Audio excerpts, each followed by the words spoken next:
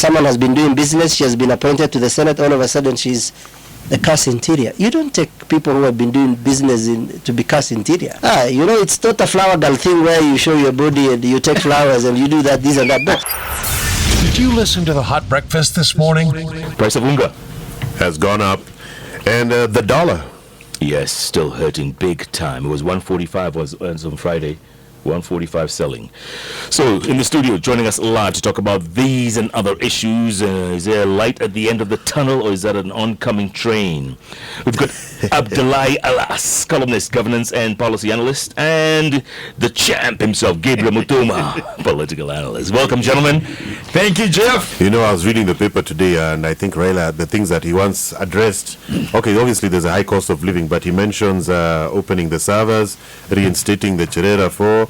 What are the other two? It's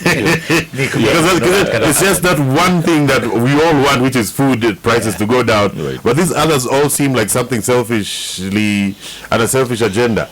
What are the other two? Let me see. The first responsibility of the state is to protect its citizens. When, as a country, we set a constitution that we are going to be governed by the laws we passed, what it means is that the law is there to protect us from each other and the state from us, so that we all live in peace and everyone does what's right. Now, when you say you're going to march to State House, what are you trying to say? Do you want violence? Because it's one of the most guarded, I think, after Italy in defense installations. So, first of all, Kenyans have the right to picket, yes, but you say you're going to move to State House when it is one of the most protected installation in the heartbeat of the Kenyan government is a bit overreacting to issues, and it's not good for the country. The issue of opening the servers or stating Cherera, or the oxymoron in this country is that Raila is the one who has advocated for this constitution and Ruto was against it. Today Ruto is defending it. Raila wants to violate it. So that is the beauty of politics, and it's part of politics. But I think if they want to hand over certain memoranda to the president, they have the rights. It can be done in a very orderly manner. They can send their lawyers to do it. The president can wait for them at Harambee House. The president is the senior most employed person in the country. He is not a godsend. He has been employed by Kenyans to run this country. So he should also consider that riots or unrests have destroyed Gambia. They have destroyed Bolivia. They have destroyed Sudan. They have destroyed the other day what we saw in Sri Lanka. We saw a lady sleeping on the president's bed and sitting his desk. So they destroy nations. And believe you me, I've worked in Somalia for over 11 years. I would rather live under the most dictatorial government than lawlessness.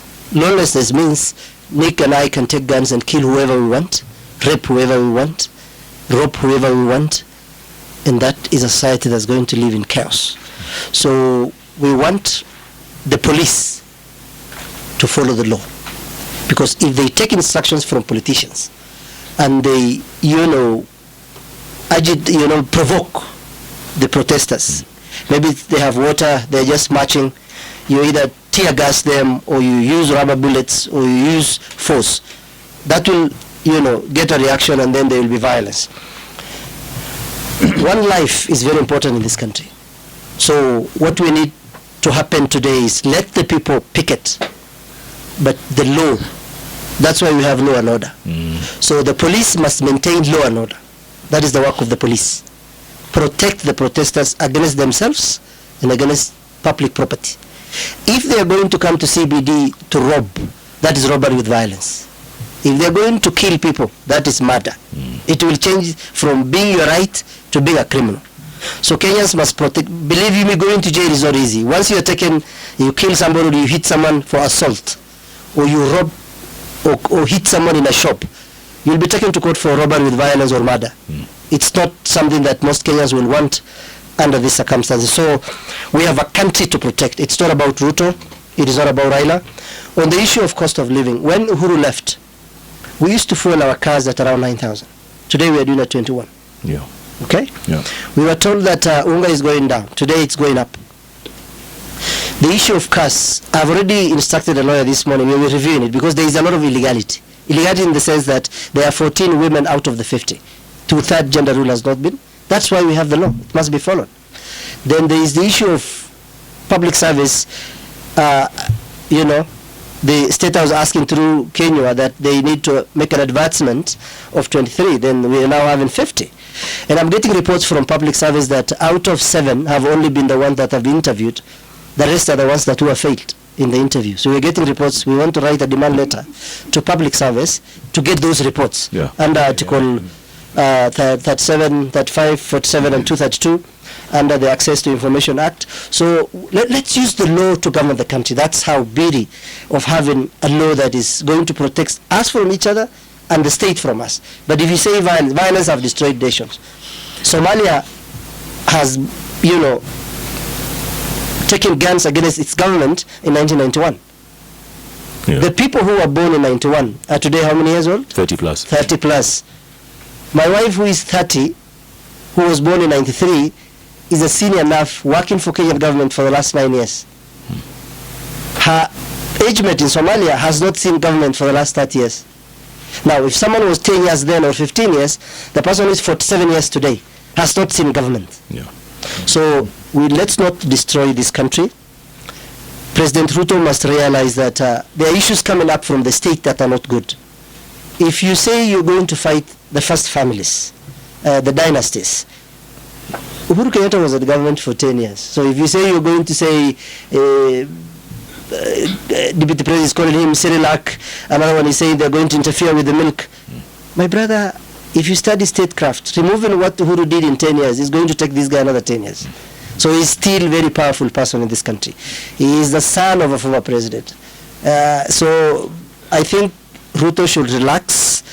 And the idea of even amassing power, taking parliament, taking this, replacing Kikuyus with Kalenjins, it will not help him, because he was coming to a platform of change, telling us, where is the Mamambogas now? Where is the wheelbarrow now? Where is the Hasala narrative now? I mean, a billionaire Hasala is Ruto. There is nothing important being a member of parliament. You've been paid by Kenyans. It's a system of elite taking advantage of us. Did we create these politicians, or these politicians were created by the system? Because when you hear Gachagua going to central Kenya, then to a high school, and then dishing out 5 million from the president, 3 million from his pocket, another governor giving out 500. So these guys are using 5 million, 3 million as change. He should Yes. know our politics. No. I know. Anyway, I think if you're talking about Article 37, Jeff and Nick, who need to be alive to these facts, and I've had so many people talk about it, is that one is you have the articles themselves protecting me and you. The person who's going to picket, as much as that is your right, Jeff, we cannot run away from the fact that it also protects me to run my business, Nick. It protects me actually to drive that car that I saw, with a lot of hardships probably, but I've secured that car. It's what I used to drop my kids off to school. I also have a right as a Kenyan to do that which I'm supposed to do, governed by law. There's a thin line, and I've had people saying, oh, it's our right to picket, it's our right to demonstrate. They forget the underlying aspect of unarmed and peaceful. Nick, when was the last time you saw a peaceful maandamano in this country? Can you remember a time when you saw one? I can guarantee you those things do not happen. Secondly, when you come to the issue of what Rao is talking about, and yes, he has all the right to air his grievances and his concern, but he's time bad. When you talk about the Chereres, we dealt with that issue a long time ago. When we dealt with the issue of the servers, they were actually still in government. They would have sorted that back to back. They had the CS Musharu. That's what they would have done. If you wanted to audit IEBC, you had the ability to do it back then. Why was that not done? 6 months later, honestly, we've gone through an entire circuit of the Supreme Court. You've given the evidence that you had. The things you're talking about opening servers, by the way, that is the most lawful idea I've ever had, Jeff. There's nothing residing on a server. I told you last time when I was here, the substance itself, we left it at the polling station. That is the only thing that you will get. Even if these servers are open right now, Nick, you're just going to find them a hard drive, Zuko, and some to small things, the programs that probably run that computer. There's nothing else you'll find. And maybe probably the images of what was left at the polling station. That's the only thing that you can get. But if you're talking about I've had now the big, and I think the elephant in the room, Nick, I think is IBC, the formation. And here the president is talking about following the law. Many Kenyans, in fact most Kenyans who go to vote, they vote for the president and every other member, all the way to the MCA, with the full realization that the first thing that they must follow is the law. When the president is sworn in, the first thing, the swearing ceremony in itself, is for him to take a Bible and swear to protect the Constitution. That Constitution, that law, mandates how you're going to actually bring about and be able to have a team of IEBC commissioners and the chair. It is written in law. He cannot digress, and he cannot vacate that particular element of the Constitution. And if he does, we are going to be the first people to take him to court. And yet no one is saying anything, though. Everyone's keeping quiet. And to me that's a problem. You see, Rao, and to an extent, Raila is very smart. You have to give him that. And he's surrounded with very senior counsels, starting with Martha Karua. Even though Martha Karua bado hajaona mashida, Raila atampigisha raundi. She's still ajabeba kibao ya M-Pesa. So there's so many things that are zungushwaita unashangai. But Nick, you are surrounded with very senior legal advantage. People who can tell you, hey, by the way, here, you are sounding a little bit strange. It doesn't go like this. Yeah? Even to the point of you saying that this particular organization or this particular body of IEBC is currently being manipulated to favor somebody in 2027. Remember, you're already starting from the back. You had pure advantage, and even 4 commissioners were brought in to serve you. At that particular point, Nick, there was no issue. But now, and nobody's doing anything from the outside, you're following a constitution of bringing in people. How the constitution stipulates, you didn't have a problem with it back then, but you have a problem with it now. You see, that is where Kenyans are starting to read, oh, there's malice. There's malice. Do you think maybe we need someone else to stand up and be calling him out? Because right after the election, of course, he was disappointed, and he accepted, went to court, Supreme Court, all agreed. But now suddenly a few days later, then he changes and says, open servers, we need this done, we need that done. It's the masses that I feel. I mean, like the people like me and you read the paper, we know the chronology of events of how it happened. Correct. But now the people are being rallied up and being told on 20th, we're going because of food, but I also want this and this, all the things that he had already dealt with. In fact, Nick, can I tell you, food, I can guarantee you, food and cost of living are in his back burners. You know why? Because these things were here. But Abdullah, they're not going to come down. Food is not going to come down tomorrow. So after today, what happens? Or fuel. No. Because maize takes at least 3 months. Importing is expensive. Is it 3 or 6? Or more, yeah. And transporting it from point A to point B with the fuel as it is will not make it go down. So after today, what happens tomorrow? Do they call for another? First of all, as my brother has said, in the world, there are 2 things you cannot force people to do: to trust you and to respect you. What Gabriel is talking about, the issues of trust in the country, it has started way back. It's not something that is going to, go away. I was in the ballot in 2013 and 2017 as a member of parliament. I saw what was happening in Mandera. Okay? IEBC has issues. But now, if the system has failed you, then you have a court system to deal with that. The issue of saying that food is not going to, it's not going to come down in Kenya. I was just looking at 9.7 million adults are having, insecurity of food insecurity in the UK. I mean, 37.9 million in the United States have nothing to eat. I mean, it's not only in Kenya. Yeah. It's not the West is good in branding the good things. But if you look at the flip side, I was in nowhere and you could see white people who are beggars. You tell a Kenyan that there are white people who are beggars, they will not believe that. So, the lack of investment of a very robust agriculture from the 60s is failing us. Even look at the budget of the current budget for Ruto. The things that are taken. Why don't you just focus on 2 things first? let us have enough food in this country. We cannot have everything done because ourselves we have trust issues, we have theft issues, people steal, public property. You have seen the president appointing 50 cars, and according to some people, it's going to cost us 480 million per annum. Yeah. That is enough to give 25 million Kenyans 6,000 NHIF. So which one will be a priority? To give 25 million Kenyans NHIF that is worth 6,000, or pay 50 Kenyans who have been there before.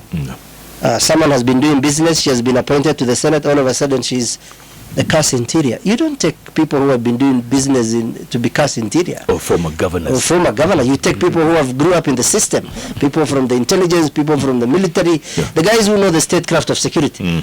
It's not a flower girl thing where you show your body and you take flowers and you do that, this and that. No, security is a very serious stuff. Yeah.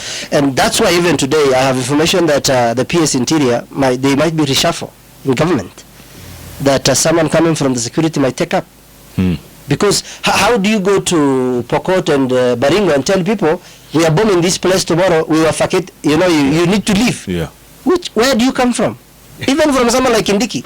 You don't do that.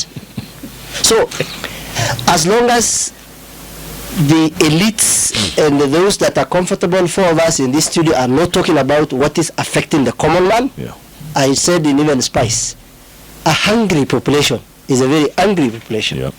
That's why, Jeff, when you drive through town or part of Isli or some places, you cannot have comfortably your phone, which is very expensive, when the window shield is down. You can't. So why is it that you are comfortable in your car with a phone and someone will steal? It's because they don't have what to eat. So the state has failed to feed its people. How do you feed them? You create policies, public policies in this country. I mean, I was looking at some work, in terms of research. Which model have we taken? Have we taken the one that we do in the institution? We are taking the elite mass? Are we taking the group? Which model are we using? We are using a mixture of them. So, the president needs to address the Kenyan people and say, look, I removed this and this because of this and this. If it's not going to work, then I will go back to what Uhuru was doing. Because if Uhuru was allowing me to fill my car at 9,000, you came with this hustler narrative. Today we are doing it 10 to 1 in CBD. Yeah. Where is the hustler thing in this? That was just, let me take you back. You've spoken about not being able to feed the country, and I saw a post the other day. We commend the Anglican Church for expressing interest in using the Galana Kulalu Irrigation Scheme Development Project to grow, wait for it, animal feeds. Correct. Like how? By the way, Yes. Every week they just say something so different. Yes. Actually, one thing that I asked the same question, okay? I asked somebody the very same question. Why about animal feed? Actually, that's one of the biggest tabs, Jeff, that we have is animal feed. We import a lot of animal feed, which we can grow locally. Okay. Yeah. The mbuzi that we have, the cows, the chicken, these things these foods can actually be grown locally. And remember, it's a domino effect. It's actually the circle of consumption. If you're growing this food here, your mbuzi will be cheaper, your ng'ombe will be cheaper, and your chicken will be cheaper. But if you can't feed yourself, Gabriel, But still, no, Jeff. What are you here? When you're feeding your chicken, when you're waiting your for it cuckoo. to be Exactly. It's the circle of production. Secondly, when you look at our staple food, the maize, I think there's somewhere we got it wrong, and I think this is the high time we need to start making these things right. We are importing a lot of food that we can grow locally. We are actually allowing our arable land to go to waste, Jeff. Look at the place you come from, Jeff, Kiambu. I was telling somebody Kiambu alone can feed Nairobi and its environment. Kiambu alone. But look at what we are doing to it Nick. Maguta. Buroti, maguta. Fonteba I ete. can guarantee you, we must have that social responsibility. At times, yes, we look at government. They need to make policies about land and land use. But at the end of the day, Nick and Jeff, it is our responsibility to say that, hey, instead of building, like there's an estate I saw called Tilisi or something, 400 and something acres of arable land has been turned into concrete. And we are still talking about the effects of climate change. When cities, global cities like in China, they are tearing down cities to build botanical gardens because they've realized, wow, we made a mistake. Climate change is real. We need to re-engineer our thinking. That is the very same thing we also need to do. We have realized that our arable land, Jeff, is shrinking. Our coverage, Nick, our vegetation coverage is shrinking. Our rivers are drying up. And it's not government alone. It's me and you. It's our social responsibility.